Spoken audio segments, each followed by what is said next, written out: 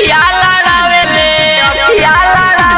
पायलवा के दीदी मंटू मारे साल के ऊपर तर पावेले पप्पू परेला से अखिया लड़ावेले पायलवा के गोलू नीरज के ऊपर सतावेले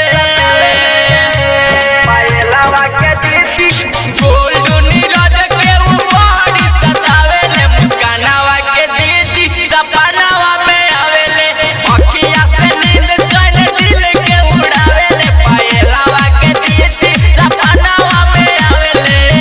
मिठास रिकॉर्डिंग स्टूडियो सिकटा बाजार।